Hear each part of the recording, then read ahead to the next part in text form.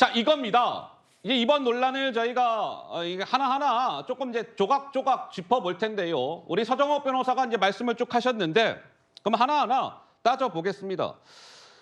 이재명 대표가 이제 이 흉기로 공격을 받은 직후에 민주당의 어떤 이재명 대표의 상태와 관련된 입장은 어떠했다? 이러했습니다. 들어보시죠. 현재 환자 상태는 경정맥 손상이 의심되고 있습니다. 의료진에 따르면 자칫 대량 출혈이나 추가 출혈이 우려되는 상황입니다. 이재명 대표는 초기에 매우 위중한 상태에 놓였었고 천운히 목숨을 살렸다고 해도 과언이 아닐 것입니다. 자, 저 당시에 초기에 권칠승 대변인과 강청희 의사 출신의 민주당 영입 인사는 위중한 상태였다, 뭐 이렇게 이야기를 하는데, 당장 지금 부산시 의사회에서는 아니, 우리 그분들의 주장대로 이재명 대표의 상태가 위중했다면 부산대병원에서 빨리 치료를 받았어야지 왜 서울로 가십니까? 아니, 위중했다면 서울로 갈 시간이 어디 있어요? 부산대병원에서 수술을 받으셨었어야지 않겠습니까? 이제 이런 주장이 나오는 것이고, 아까 우리 서정호 변호사가 잠깐 말씀을 하신 정청래 최고, 이런 얘기를 했었죠. 이 목 부위는 아주 민감한 부분이어서 후유증 등을 고려했을 때 잘하는 병원에서 수술을 해야 합니다. 그러니까 부산대병원보다는 서울대병원이 잘하니까 서울대에서 수술을 받아야 하는 것 아닙니까? 이렇게 주장을 했어요. 당장 또 부산시 의사회에서는 의료기관 지금 뭐 순위 매기십니까? 서열하세요. 지방 수도권 갈라치기입니다. 뭐 이런 주장이 나온 것인데, 그러니까 이러한 민주당의 뭐랄까 초기 대응이랄까요? 이런 것들이 뭔가 논란의 불씨를 지핀 측면이 있다라는 일각의 주장에 대해서 우리 강성필 부위원장님께서 한 말씀 하실까요? 네, 저는 그 의료인이 아니기 때문에, 그리고 또 제가 현장에서 뭐 집도의도 아니었기 때문에 제가 뭐 의료 상태에 대해서 심각하다 안 하다는 제가 뭐 더 이상 말씀드리지 않겠습니다. 근데 이거 하나는 분명한 것 같아요. 제가 100번 양보를 해서 뭐 정청래 의원이나 천준호 의원, 뭐 집도의도 저는 참 이해 못하겠지만 집도의까지도 고발한 거에 대해서 제가 이해하겠습니다. 네. 그런데 그 상황에서 목에 칼을 맞고 누워서 사경을 헤매는 이재명 대표까지, 지금도 그날부터 지금까지도 누워 있는 이재명 대표한테까지 고발을 한다는 것은 그건 진짜 무슨 상황입니까? 이거는 정말로 이런 일이 있어서는 안 된다. 누워있는 사람한테까지 이재명 대표가 그 상황에서 의료법 위반하고 뭐 응급환자법 위반해가지고 저 옮겨주세요 그랬겠습니까? 그래서 이재명 대표까지 이렇게 고발한 거는 너무 도의에 맞지 않다, 이런 말씀 드리고 싶습니다. 도에 맞지 않다. 지금 이 병원에 누워있는 이재명 대표까지 고발을 하다니, 이거는 뭐 도의상 이거는 있을 수 없는 겁니다라는 취지의 주장을 우리 강성필 부위원장님과 장윤미 변호사님은 계속하고 계시는데, 우리 김현주 대변인님께서 한 말씀 하실까요? 뭐 이재명 대표가 정치 테러를 당한 것에 대해서 누구나 다 그 좀 안쓰러운 마음을 다 가지고 있죠. 그렇지 않은 것은 아니고요. 다만 그 이후에 민주당의 그 대처가 과연 적당했는가, 스스로 그것을 자초하지 않았는가 하는 점을 좀 반성해 볼 필요가 있다고 저는 생각을 합니다. 지금 각 지역 의사회에서 이야기하는 것들이 절대 무리한 주장들이 아닌 것이, 제가 지난주 금요일에 이 같은 시간에 출연해서 이야기를 하지 않았습니까? 예. 앞으로 그럼 부산 지역에서 응급 환자가 발생했을 때 그분이 만약에 서울이 연고라면 나도 서울로 보내줘, 나도 헬기 태워 보내줘, 이런 얘기 안 하겠습니까? 라는 얘기를 했었는데 그게 실질적으로 지금 나타나고 있어요.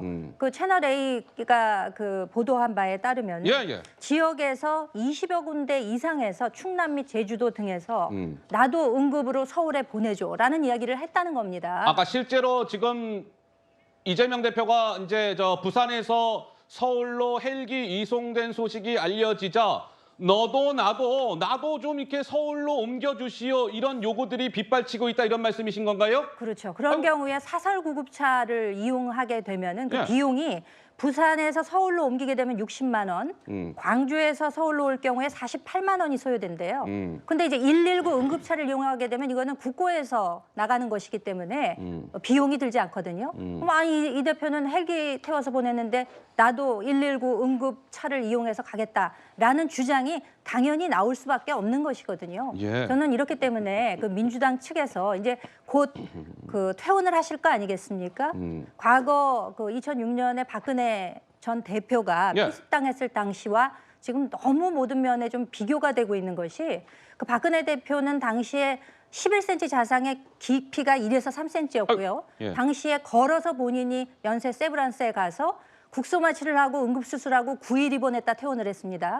근데 이번의 경우에는 헬기 이송했죠. 예? 그러고 나서 서울대에서 수술하고 지금 중환자실 갔다가 입원실로 옮겼어요.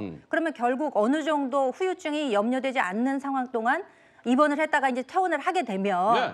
과연 어떤 메시지를 발신하고 어떻게 퇴원할 것인가 이에 대해서 민주당이 지금쯤은 전략회의를 해서 출구 전략을 저는 마련해야 한다고 봅니다. 이것이 지역 의사뿐만 아니라 부산의 민심 또는 전 국민이 보고 있는 것이기 때문에 이에 대해서 왜 우리 이렇게 다쳤는데 그것에 대해서는 생각해 주지 않느냐라는 말만 반복적으로 하실 게 아니라 네. 이번에 무엇이 잘못됐는지에 대해서 스스로가 좀 되돌아볼 필요가 있다고 생각이 됩니다. 자, 이재명 대표는 지금 이제 서울대병원에서 수술을 받았고 서울대병원 이제 VIP 병동에서 지금 이제 회복 치료를 받고 있습니다.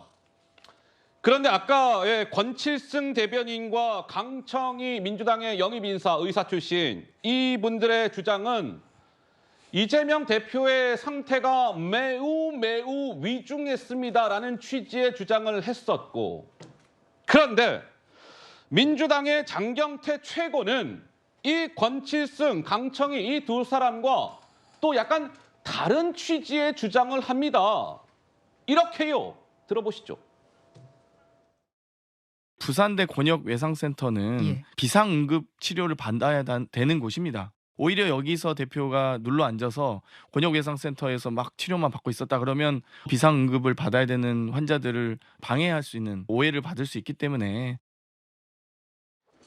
자, 그러니까 지금 이렇게 비교를 해보면 위중하지만 위중하지 않았다. 이제 이렇게 되는 셈인데 말씀드린 것처럼 권칠승, 강청희 두 사람의 주장은 위중했다. 근데 장경태 최고는 위중하지 않았다. 뭐 이런 취지의 주장이기 때문에 어느 장단에 춤을 춰야 하는 겁니까? 먼저 이런 일각의 주장이 나오고 있는 것이죠. 장윤미 변호사님 한 말씀 하시죠. 위중이라는 건 의료진이 하는 거겠죠. 정치인들이 진단하는 것이 아니고요. 저는 여기서 이재명이라는 세 글자를 한번 지워놓고 들여다볼 필요가 있다고 생각합니다. 예. 누군가 목을 찔렸어요. 그것도 괴한한테. 피가 솟구치는 그런 상황 속에서 어떤 선택하는 게 정답입니까? 서울로 가겠다고 가족들 돌봄을 받겠다고 하는 그 가족들의 의사를 그냥 저버리는 게 그게 정답입니까?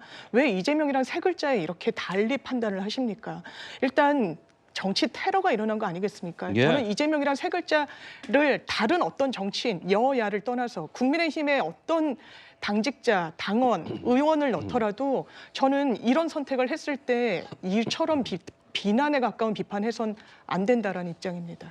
이재명이라는 이름 석자를 지워놓고 생각해 보시지요. 이재명 대표이기 때문에 너무 이렇게 가혹하게 지금 논란이 일고 있는 건 아닐까요? 라는 취지의 주장이신 것 같아요. 이재명 이제 이름 세자 지우면요. 일반인에게 부산대에서 전원을 안 해줍니다. 아이고, 전원 조치를 안 해줘요. 이재명 대표가 아니었으면 일반인에게 부산에서 부산대가 서울로 최종 옮겨오지도 못했을 것이다. 그렇죠. 아이고. 왜냐하면 이게 만약에요. 예. 진짜 응급했다 목에 피가 나고 예. 위험하잖아요. 이 환자를 전원 조치 딴 데 보내다가 잘못되면 만약에 몇 시간 더 옮기다가 잘못되면 부산대 의사가 처벌됩니다. 그렇잖아요. 저는 이게 왜 아까 강성필 우리 위원장님이 왜 예. 이재명 대표 고소했냐 하는데 예. 저도 이재명 대표가 예. 그때 의식을 잃고 아무 의식이 없는데 비서실장이나 가족이 옮겼다면 예. 제가 이게 먼저 의사협회 보고 이재명 대표 고장에 빼시오. 제가 했을 거예요. 아이고. 근데 이재명 대표 예. 의식이 있었잖아요. 본인이 결정했잖아요. 본인이 옮겼지. 비서실장이 옮긴 겁니까? 물론 이게 부인도 요청했겠지만 이재명 대표가 스스로 저는 의식이 또렷해서 본인이 결정했기 때문에 고발장에 이재명 대표 이름 세자가 들어가는 겁니다. 예. 알겠습니다. 먼저 이렇게 저렇게 이제 논란이 좀 이어지고 있는 가운데 이재명 대표를 흉기로 공격한 그 피의자와 관련해서도 내용들이 좀 하나, 둘, 셋 전해지고 있는데요. 이 피의자가 왜 8쪽짜리 변명문을 경찰로부터 압수를 당하지 않았습니까? 그 변명문에는 이러한 내용도 있었답니다. 이재명이라는 사람이 대통령이 돼서는 안 됩니다.